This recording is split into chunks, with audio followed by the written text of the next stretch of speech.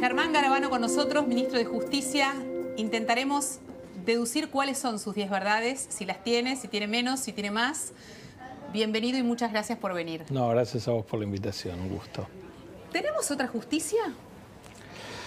Sí, tenemos una justicia en transición. Yo creo que tenemos una justicia en transición que es muy diferente a la que había hasta hace unos pocos años. Una justicia que estaba amenazada, que estaba en parte cooptada, donde había un proyecto bastante hegemónico de avanzar sobre la justicia, y creo que eso se ha podido desarmar en estos 2 años y medio. Creo que el gobierno le ha dado una independencia al Poder Judicial que muchos de los propios actores, de los jueces, no logran todavía dimensionar.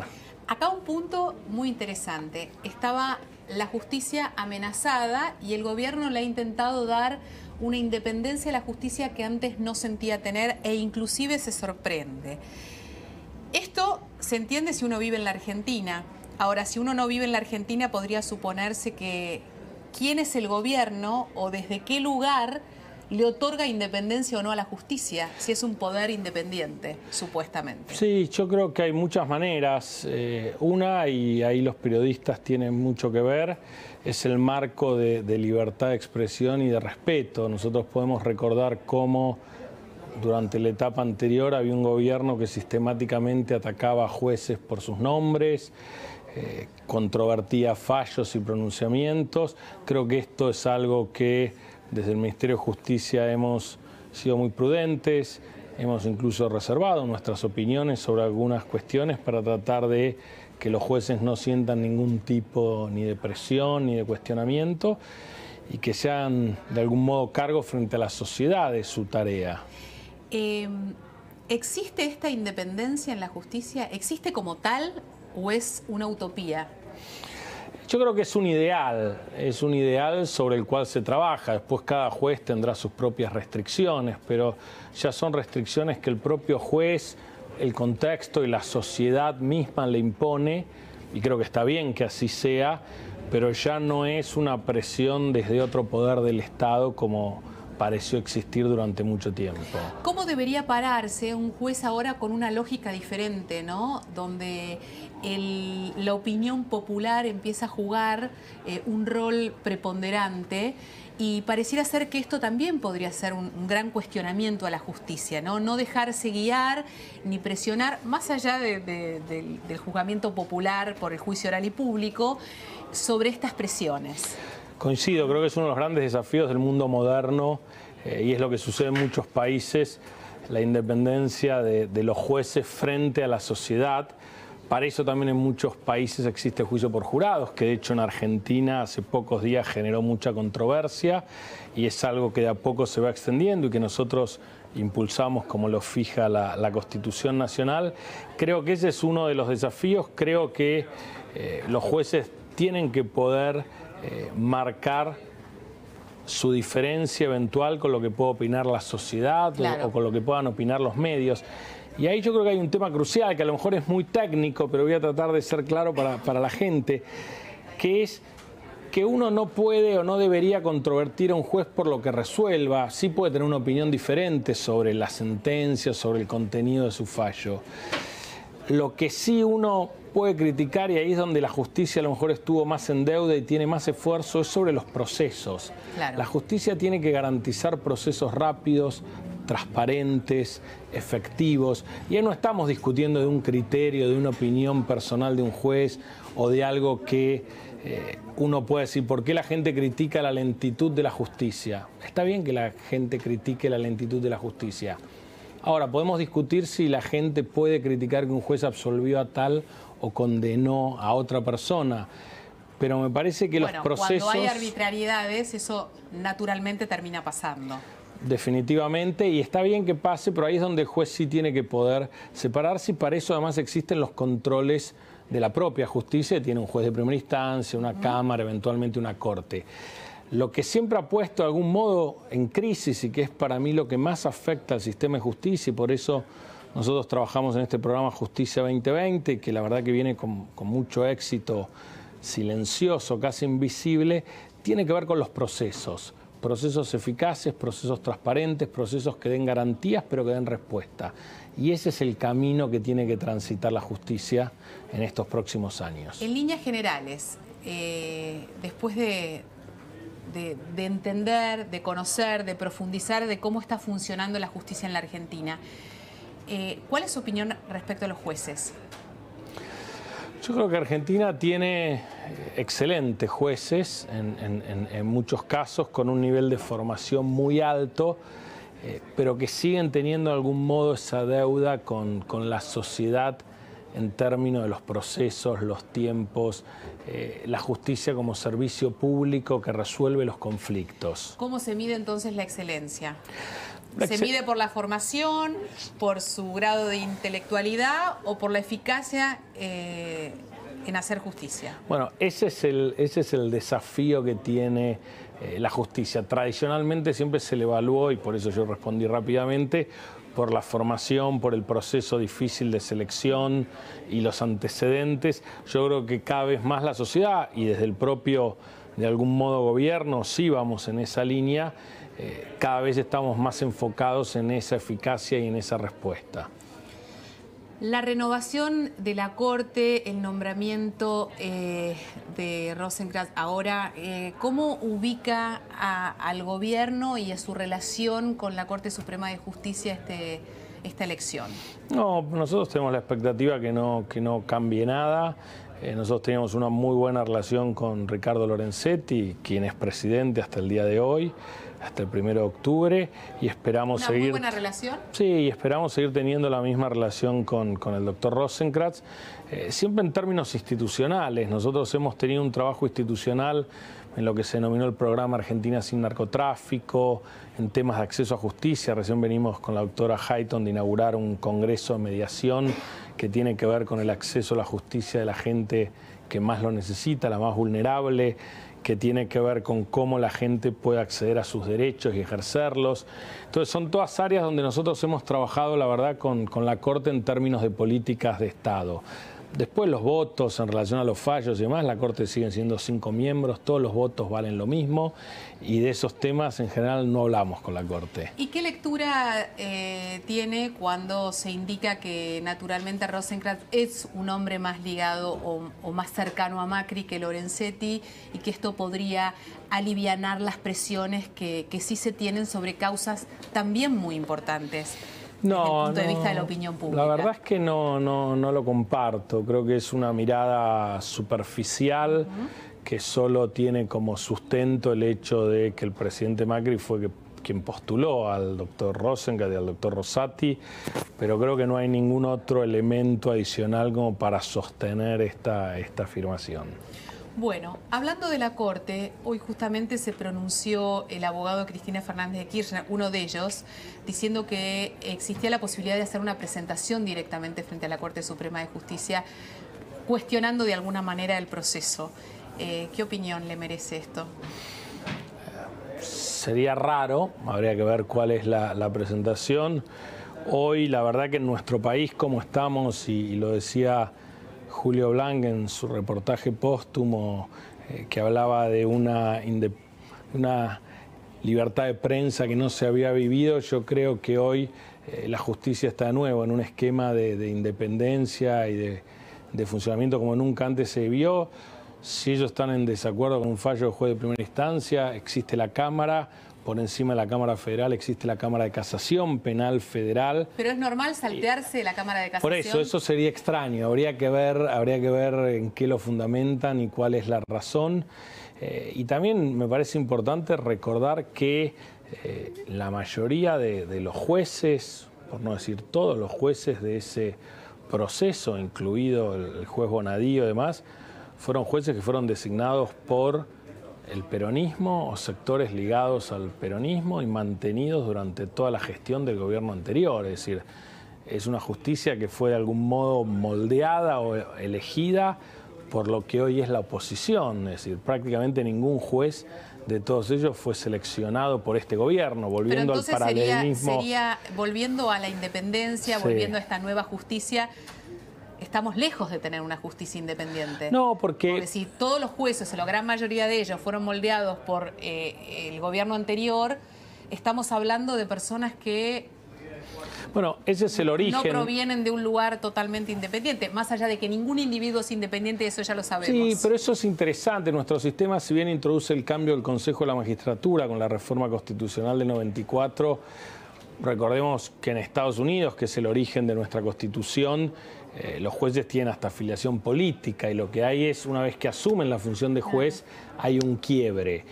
Lo que creo que a lo mejor hoy se estaría dando, y creo que es sano para el país, es ese quiebre en donde los jueces, no importa si los seleccionó Macri, si los seleccionó Cristina Fernández de Kirchner, si los seleccionó Néstor Kirchner, Menem o quien los haya seleccionado, sino que ellos actúan conforme la ley. Y esto es muy importante porque hoy que estamos atravesando estas dificultades económicas, que estamos buscando esta estabilidad en términos económicos, el sustento real desde mi humilde punto de vista para el desarrollo de los países, para dejar atrás la pobreza en los niveles que la ha tenido la Argentina y demás, pasa por instituciones sólidas. Y dentro de esas instituciones sólidas, la justicia, y dentro de la justicia la lucha anticorrupción ocupa un lugar central. Hay palabras de Kofi Annan, ex secretario general de Naciones Unidas, de la alta comisionada por los derechos humanos, de la importancia que tiene la corrupción y, en definitiva, la fortaleza institucional para que los países realmente se desarrollen. Bueno, hay una ecuación, más corrupción, más pobreza, ¿no? Porque ese dinero que va a otro lado, que debiera de estar puesto en políticas públicas, no está yendo al lugar que corresponde. La declaración suya respecto a que Cristina Fernández debiera dar una conferencia de prensa, ¿fue un desliz?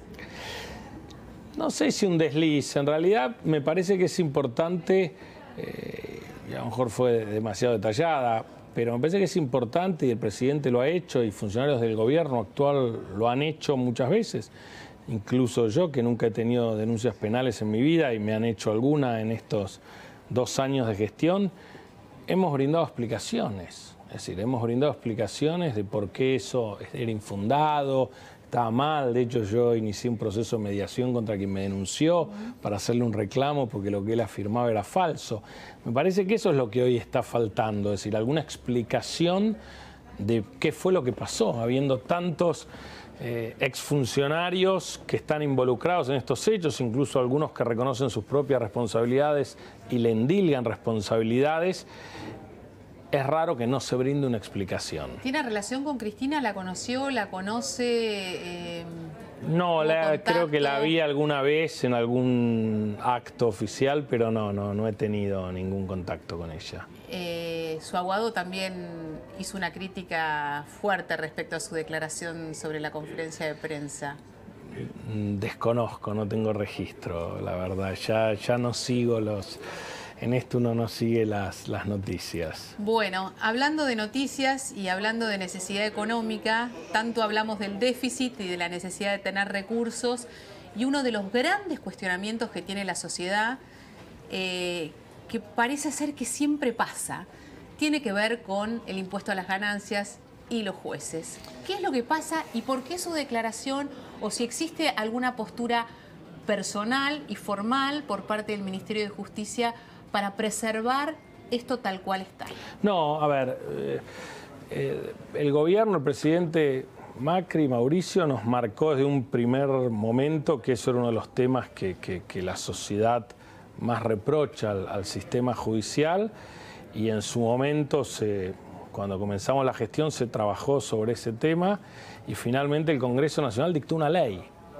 Dictó una nueva ley, ya se habían dictado otras leyes, un proyecto del diputado Tonelli, oficialista, que hoy integra además el Consejo de la Magistratura, y esta ley lo que estableció es que los nuevos jueces y los nuevos empleados y los nuevos funcionarios del sistema de justicia, del Poder Judicial, pero también del Ministerio Público y demás, tenían que pagar el impuesto a las ganancias, que es una solución que uno la puede compartir o no, pero fue la solución que se utilizó en los Estados Unidos de Norteamérica hace muchísimas décadas atrás, casi un siglo atrás, que es pagan hacia adelante para que no se generen juicios, y porque la verdad es que cada vez que en gobiernos anteriores se había dicho todos pagan, la Corte sacaba una acordada, se perdían juicios y eran soluciones que nunca resultaban. Esta ley empezó a regir y esta ley llevó a que al día de hoy haya solo en el Poder Judicial de la Nación más de 400 personas que pagan el impuesto a las ganancias, entre ellos varios magistrados. Lo mismo sucede en el Ministerio Público, en la Defensa y muchos poderes judiciales de todo el país que están pagando. Es la primera vez en la historia argentina que hay jueces y funcionarios judiciales y empleados judiciales pagando el impuesto a las ganancias. Entonces, es algo que debería inédito, ser normal. Que es algo que debería ser normal, pero que es inédito, que nunca sucedió. Entonces, hoy la posición del gobierno es consolidemos este proceso, porque ya las experiencias anteriores nos han demostrado que han fracasado todas las otras estrategias. Entonces, consolidemos este proceso. De hecho, este proceso todavía no está consolidado porque un juez, para variar, dijo que en realidad esta ley a los que ya estaban dentro de la carrera judicial no se les debía aplicar y solo se les debía aplicar a los que venían de afuera del Poder Judicial. Quien determina justicia a sí mismo es complicado, ¿no? Nosotros recurrimos, yo personalmente como ministro de Justicia recurrí a esa decisión, la Cámara confirmó la decisión de este juez y hemos presentado, que ya hasta hace un par de semanas en la Corte, un recurso de queja interpuesto por el Ministerio a mi cargo, diciéndole a la Corte levante esta medida cautelar y permita que todos los jueces que fueron designados, como dice la ley, paguen este impuesto. Y para nosotros es más importante a lo mejor eso que modificar el régimen, porque también los argentinos tenemos este desapego a cumplir la ley. Si se sancionó una ley, se eligió un camino posible, ese camino posible va dando resultados que nunca... Todavía hay que cumplirlo. Sí, y que nunca antes sucedieron. Es decir, apostemos, siempre queremos soluciones mágicas y lamentablemente... No, lo que pasa es que se llega a un nivel de hartazgo tal... Está bien, pero por eso... parece que necesitamos como cambios profundos, ¿no? Sí, pero por eso me parece importante, como hemos pedido y el gobierno ha tenido gradualismo para muchas cosas, me parece que esta es una solución gradual que ha dado resultado y que va a dar cada vez más resultado. Entonces, la posición del gobierno es apostar a la ley que salió, que se está cumpliendo, que por primera vez en la historia hay jueces, fiscales, defensores, empleados y funcionarios que pagan el impuesto. Nunca sucedió. Entonces, me parece que es importante apostar a la consecuencia y al trabajo. Bueno, rápido, los fueros. Sí. ¿Deberían existir? ¿Deberían eliminarse? A ver, ¿Debería uno poder renunciar a sus fueros? Los fueros es una garantía constitucional que tiene que ver básicamente con la actividad del propio parlamentario. Uno podría entender que la ley a lo mejor protege más cosas que eso. Lo cierto es que la ley actual es una ley que redujo los fueros a una mínima expresión. Hoy los fueros permiten que los procesos judiciales penales se sustancien, permiten que se preste declaración indagatoria, permiten que la persona vaya a juicio, con lo cual yo entiendo que es un tema secundario. Lo mismo que la prisión preventiva o las medidas cautelares, en definitiva, que dispone el juez. Y yo lo dije en el primer día para todos los casos. Es mucho más importante que los casos lleguen a juicio oral que una prisión preventiva. Claro. La exención de dominio, ¿viviremos con esto reglamentado? A ver, hay varias cuestiones. Nosotros tenemos la expectativa de que la Cámara de Diputados, que es la que lo tiene ahora, saque una ley, o la propia ley de la Cámara de Diputados, o la del Senado. Yo la verdad es que los dos proyectos se los puede modificar como todo lo que hacemos en la vida, pero me parece que los dos proyectos serían un paso hacia adelante. Sí. En el proyecto de Código Penal, que seguramente el presidente presente luego de la sanción del presupuesto, se prevé también algunos casos de decomiso anticipado que son interesantes, con lo cual nosotros somos optimistas. Son leyes que cuestan, que implican cambios culturales, como pasó con la ley del colaborador eficaz, mal llamado arrepentido, que fue una ley que costó, que fue reducida, que fue criticada luego de sancionada, decían que no iba a servir para nada, y pasó tiempo y sirvió. Nosotros en esto hemos seguido una directiva de Mauricio que fue, y yo provengo de trabajar en la justicia y en estos temas toda mi vida, no soy político, no seré político, y hemos hecho un montón de reformas a través de Justicia 2020, que es un programa de gobierno abierto con más de 50.000 personas en todo el país haciendo aportes que son soluciones concretas, claro, que si uno las espera y las deja madurar, han hecho ya un montón de transformaciones enormes que, por ejemplo, hoy la causa de los cuadernos no tendría la efectividad que ha tenido y otros si no fuera muchos por la procesos. Del arrepentido, Sí, mal llamado arrepentido. Y otras leyes que se sancionaron en paralelo, que a lo mejor son muy técnicas y muy aburridas para explicar. Pero nosotros estamos haciendo un trabajo muy profundo, muy serio y muy estratégico, muy pensado. Es la primera vez que hay un plan de justicia realmente meditado y que está dando resultado. De nuevo, no vayamos a soluciones mágicas, confiemos por una vez los argentinos en que necesitamos esfuerzo, trabajo y que a la larga vamos a tener buenos resultados. Los argentinos que lo están mirando dice, le estamos poniendo esfuerzo, le estamos poniendo trabajo y por ahora los resultados no estarían llegando y entonces esto por ahí puede generar cierta rispidez, pero por ahí esa espera es más larga de la que pensábamos y también es producto de esta ansiedad y de esta tremenda necesidad que venimos sumando a lo largo de los años. Sin dudas, es así. Extranjeros extraditados, se dio a conocer también esta semana esta información respecto que parte de los presos extranjeros que habían cumplido parte de su condena podrían ser trasladados. Extrañarse, eso es el término. Es el término correcto. ¿Esto es factible de que suceda? Sí, de hecho y alivianaría sucede. la situación actual de la justicia? Más que nada de las cárceles, sobre todo de la provincia de Buenos Aires, fue la provincia de Buenos Aires la que planteó este tema. Nosotros en el sistema federal es algo que venimos haciendo, a lo mejor no ha salido en los diarios, pero se viene haciendo en forma permanente. También recibimos detenidos argentinos de otros países, esto es un ida y vuelta, y la verdad es que es algo que venimos haciendo. Yo ahora no tengo en mente el dato, pero ya hemos tenido el año pasado más de un centenar de casos del sistema federal que fueron extrañados a distintos países, incluso países europeos, es decir, a un montón de países. Es una práctica habitual en algunos momentos, sobre todo en casos muy, llamémosle, complejos y con muchos intereses económicos, como fue... yo reconozco ahora una extradición, no era esto, pero el caso de Mi Sangre y otras personas que se resisten a este tipo de procedimientos porque no quieren ser extrañados o extraditados y tienen a veces estudios jurídicos muy potentes que hacen lo que sea para impedirlo. Pese a quedar en libertad en su propio país, porque esta es otra alternativa bastante... Pese a, pero... la realidad es que es algo que se hace habitualmente y que durante estos últimos años se fue intensificando. Esta figura del arrepentido rápido o colaborador, ¿se debe perfeccionar o siente que tal cual está planteada funciona y debería funcionar a futuro? Sin duda se podría perfeccionar.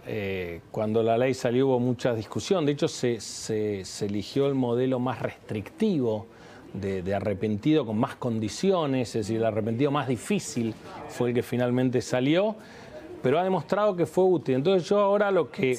Si era el más difícil, si teníamos el más fácil, entonces teníamos el 50% del país arrepentido. Probablemente y hubiera estado bien para muchas de las cosas que tenemos. Salió el más difícil, pese a eso se mostró como una herramienta eficaz. Yo creo que de nuevo es parecido a lo que dijimos en Ganancias. Yo creo que se sancionó una ley, ahora hay que esperarla un poco, hay que ver qué dice la Cámara, qué dice la Corte, qué dice la Casación. Es decir, hay que darle a veces esta ansiedad que vos decías, y yo soy bastante ansioso, pero a los argentinos la ansiedad nos gana. Y la verdad es que Mauricio está encarando un proceso de transformación profundo, un proceso de transformación estructural. Y si bien hay resultados que cuestan, o en la economía que tuvimos buenos resultados y caímos y ahora estamos volviendo a salir, en la justicia hemos tenido a lo mejor un progreso más sostenido, pero también es más largo los procesos, pero me parece que tenemos que confiar en eso, ¿no? en el trabajo. ¿Hacia dónde vamos? Yo creo que vamos hacia un país que se transforme en un país desarrollado. Esa es la apuesta de todos nosotros en el gobierno, y creo que es la apuesta de los argentinos, los que están sacrificando ahora, creo que apuestan a eso. Yo todavía lo conversaba con el presidente Piñera de Chile, justo hablábamos de eso, y creo que el verdadero desafío que tienen países como Argentina, como Chile, es transformarse en países desarrollados, donde la pobreza estructural desaparezca, donde reduzcamos los niveles de desigualdad entre los que más tienen y los que menos tienen, donde podamos exportar y tener más dólares que ingresan que los que salen, me parece, y donde todo este emprendedorismo de los argentinos, esta genialidad que tienen los argentinos, realmente pueda explotar en un marco de libertad y desarrollo. Y donde la justicia sea igual para todos. Definitivamente, ¿No? definitivamente. Porque esto es casi, es como la ley primera. Sin justicia no podríamos lograr eso. Y por eso es tan importante esta transformación silenciosa, o como dijo un editor del diario La Nación, invisible, que estamos llevando adelante y que es el desafío, poder consolidar. Y creo que hay muchas transformaciones que son muy importantes y que a veces pasan desapercibidos. Haber podido remover a un juez como Freiler, sospechado de corrupción, juez de Cámara, tenía que juzgar a los corruptos, sospechado él de lo mismo, a una procuradora militante. Son todos hechos que a lo mejor hoy pasan de largo, pero que fueron muy importantes en términos de este camino que estamos construyendo hacia una justicia un poco mejor y hacia una institucionalidad más fuerte. Gracias, Garabano. Un placer. Gracias a vos, igualmente.